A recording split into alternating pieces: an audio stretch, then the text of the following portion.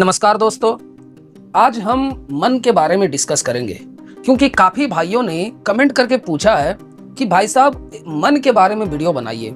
क्योंकि मैं कबीर पंथ में गया, इस पंथ में गया, उस पंथ में गया, जहां मन के बारे में बताया जाता है कि मन ही काल है, मन ही काल दूत है और मन के चक्कर में हम तरह तरह से हर जगह से फंसते चले आ रहे हैं। तो कृपया करके मन के बारे में अगले वीडियो में कुछ बताइए।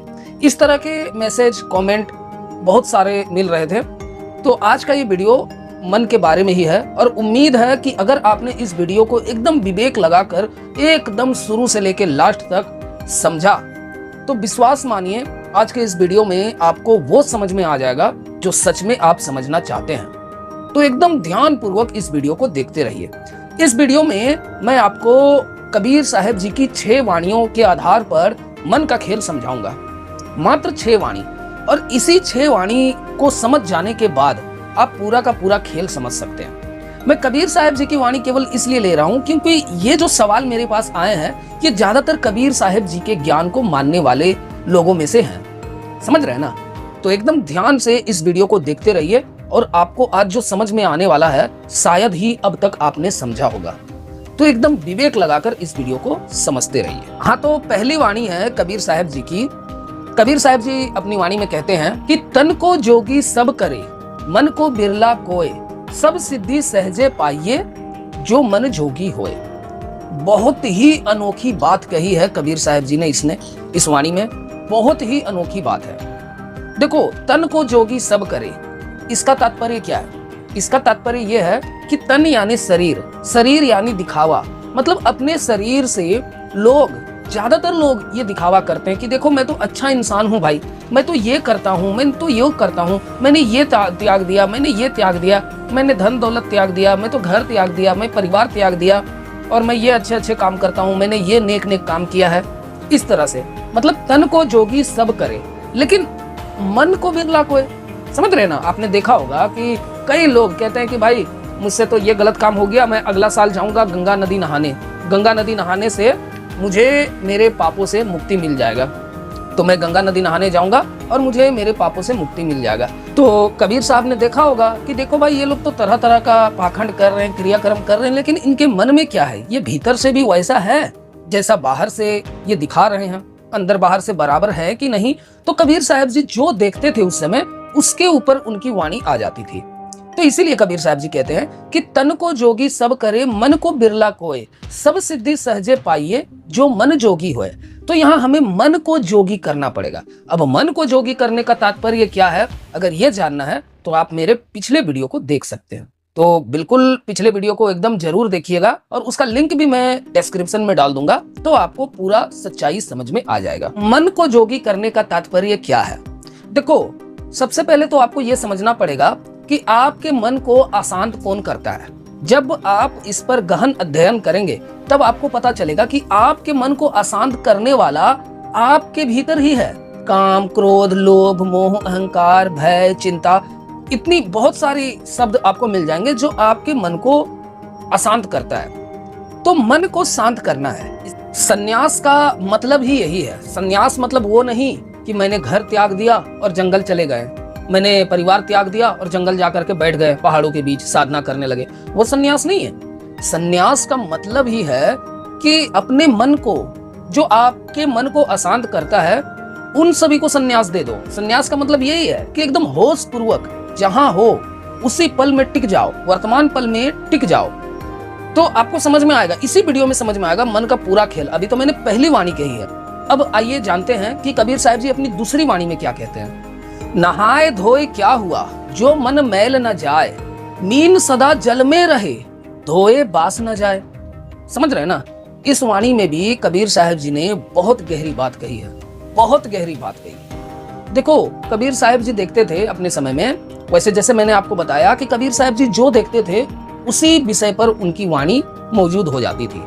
कबीर साहब जी देखते थे कि लोग तरह तरह का पाखंड कर रहे हैं, नहा रहे हैं, सुबह सुबह नहाते हैं, पूजा पाठ करते हैं, लेकिन फिर भी उनका मन का मैल तो नहीं उतरता है। शरीर का मैल तो उतार रहे हैं लेकिन मन का मैल तो नहीं उतार पा रहे हैं। तो इसी विषय में कबीर साहब जी ने ये वाणी कहा कि नहाए धोए क्या हुआ, जो मन का मैल न जाए, मीन सदा जल में रहे, धोए बास न जाए। मीन यानी कि मछली, मछली 24 घंटे पानी में रहती है, लेकिन जब लोग मछुआरे जब मछली को पकड़ कर लाते हैं, उसको लगड़ लगड़ के धोते हैं, फिर भी उसका बास नहीं जाता है। तो ये बात है, इसे एकदम समझने का प्रयास करिए कि मन का खेल जो है ना बड़ा ही विचित्र है। अगली वाणी में कबीर साहब जी कहते हैं कि तन की भूख सहज है, तन की भूख सहज है, खाए पाव भर शेर, लेकिन मन की भूख अनंत है, निगले मेरु समेर। तो इसी तरह की कुछ वाणी है, तो आप इसे एकदम समझने का प्रयास करिए, इसका भाव क्या है। तो इस वाणी में कबीर साहब जी ने जो कहा है उसे जब आप समझ जाएंगे तो आपको लगभग सारा खेल समझ में आ जाएगा। इस वाणी में कबीर साहब जी कह रहे हैं कि तन की भूख सहज है। अब तन की भूख क्या है? मतलब ये शरीर है तन, इसका भूख सहज है यानी लिमिटेड है, मतलब एकदम लिमिटेड है। चाहे वो गरीब इंसान हो, मध्यम वर्ग के लोग हो, या कोई राजा महाराजा बहुत अमीर इंसान हो, सबकी भूख उतना ही है। ज्यादा से ज्यादा वो 3 रोटी 4 रोटी 5 रोटी ही खा सकता है, चाहे कोई भी हो, चाहे गरीब इंसान हो या अमीर इंसान हो, उतना ही खा सकता है ना। लेकिन जो मन की भूख है ना, उसकी भूख अनंत है, अनंत, जिसका कोई वर्णन नहीं है। मन की भूख अनंत है, मतलब मन की भूख क्या है? मन का खाना क्या है? मन का खाना है विचार, कल्पना। जितनी भी विचार आप दिन भर में करते हो, मनोवैज्ञानिक के अनुसार एक इंसान दिन भर में लगभग 60,000 70,000 विचार आते हैं उनको, समझ रहे हैं ना। तो ये मन की भूख है, मतलब कि मन का जो भूख है वो विचार हैं, कल्पनाएं हैं, तो ये यही है। तो कहने का मतलब ये है कि जो मन का भूख है ना वो अनंत है, उसमें जितनी चारा डालो वो कम है। इसे आप ऐसे समझ सकते हो कि मन का पेट जितना भरा है उतना और खाली है। आप जितना भरते जाओगे, तो मान के चलिए जितना भरा है ना उतना और खाली है, मतलब आप जितना भरते जाओगे उसका पेट और ज्यादा खाली होते जाएगा। ठीक उसी प्रकार जैसे आग जल रहा है, आग को बुझाने के लिए अगर आप उसमें पेट्रोल से या घी से आग बुझाने की कोशिश करते हो तो आग बुझेगा नहीं, बल्कि वो और ज्यादा से ज्यादा फैलता चला जाएगा। उसी प्रकार मन की भूख को अगर आप मिटाने की कोशिश करते हो तो मत करो, बंद कर दो, आज से अभी से बंद कर दो, क्योंकि ये तुम्हारे बस की बात नहीं है। मन की भूख को तुम शांत नहीं कर सकते हो। आप कोशिश करने जाओगे तो उनकी भूख और ज्यादा से ज्यादा बढ़ती चली जाएगी। अगली वाणी में कबीर साहब जी कहते हैं कि कबीर यह मन लालची, समझे नहीं गवार, भजन करने को आलसी, खाने को तैयार। बहुत ही सुंदर वाणी, बहुत ही सुंदर वाणी है ये। इसमें कबीर साहब जी ने कहा कि कबीर यह मन लालची, यह मन लालची। अब ये मन लालची कैसे है, इसे समझिए। सबसे पहले देखो, लालची वर्ड इसलिए कहना पड़ रहा है कि इस मन में जितना ज्यादा से ज्यादा इसको चारा दो, इसका पेट कभी नहीं भरता है, जैसे कि पिछली वाणी में आपको समझ में आया।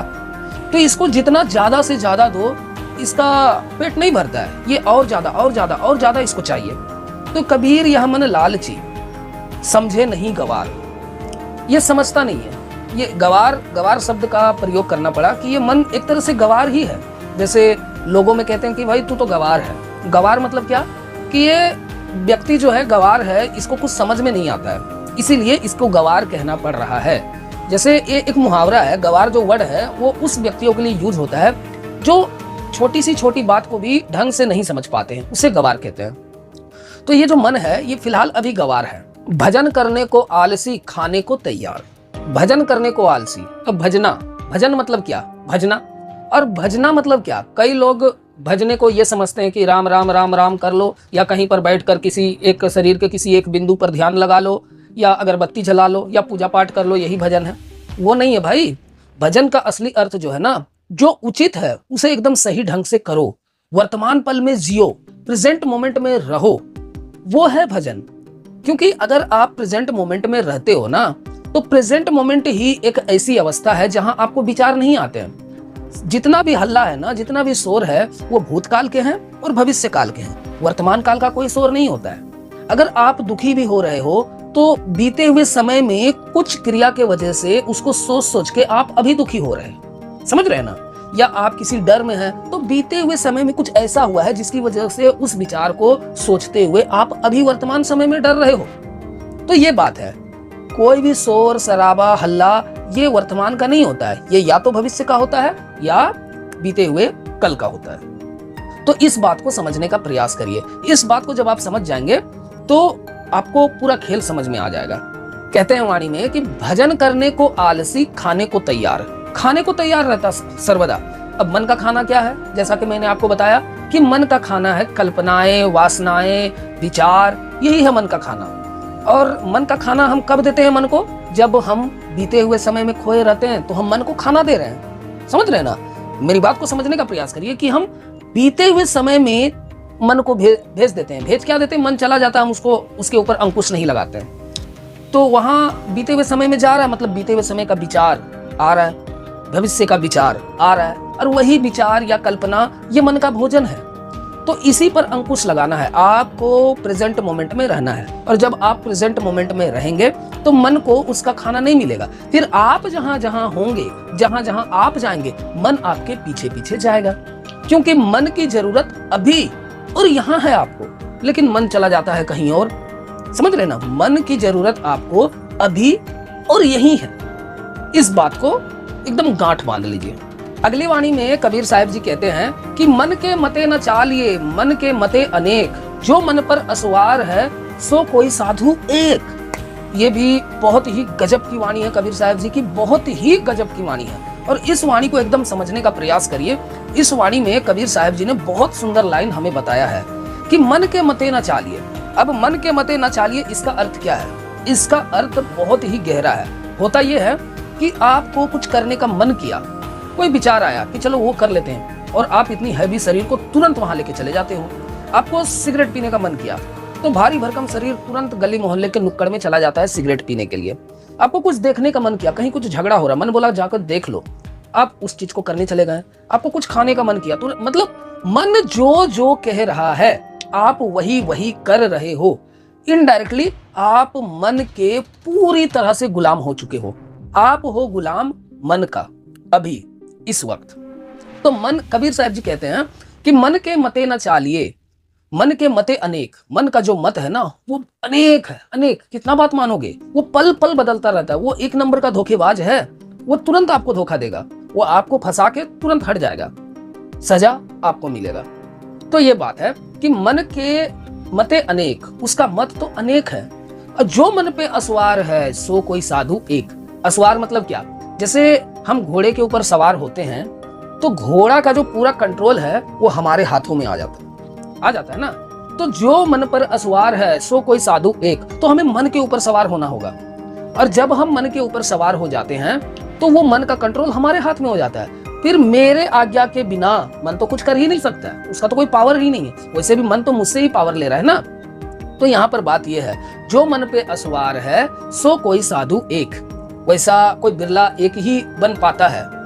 समझ रहे ना? जैसे कबीर साहब जी हो गए, गौतम बुद्ध जी हो गए, महावीर जी हो गए, सदगुरु ओशो जी हो गए। समझ रहे ना? जितने भी संत हुए हैं वो है।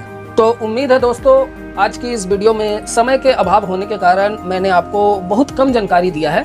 वैसे मैं एक और वीडियो बनाऊंगा मन के ऊपर, और आपको समझ में आ सकता है कि क्या है असली सच्चाई। वैसे मुझे लगता है कि इसी वीडियो के माध्यम से आप उस चीज को पकड़ पाए होंगे। अगर आपका विवेक की तलवार एकदम तेज है, एकदम धार है, तो आप इसी वीडियो के माध्यम से समझ जाएंगे। अगर आपको कुछ बिल्कुल थोड़ा बहुत रह जाएगा तो मैं और भी वीडियो बनाऊंगा मन के ऊपर। आप बिल्कुल निश्चिंत रहें, और आप मुझे बता देना क्या समझ में आया नहीं आया, आप कमेंट के माध्यम से मुझे बता देना, ठीक है? तो आज की इस वीडियो को मैं यहीं पर विराम करता हूं। आपको आज का ये वीडियो कितना समझ में आया और कितना नहीं समझ में आया आप जरूर बताना। जब तक आप मुझे बताओगे नहीं तो मुझे कैसे समझ में आएगा कि मेरा जो ये प्रयास है ये सफल हो रहा है कि नहीं हो रहा है, ठीक ना? तो जरूर कमेंट के माध्यम से आप जरूर बताना। तो मैं हर टॉपिक के ऊपर एक उचित वीडियो बनाने की कोशिश करूंगा, ठीक है? वैसे मन के ऊपर तो जितना ज्यादा बोला जाए उतना ही कम है, क्योंकि ये सारा खेल मन का ही है इस संसार में। तो आज के इस वीडियो के लिए बस इतना ही। मिलते हैं किसी अगले वीडियो में कुछ अलग नई जानकारी के साथ। तब तक के लिए नमस्कार।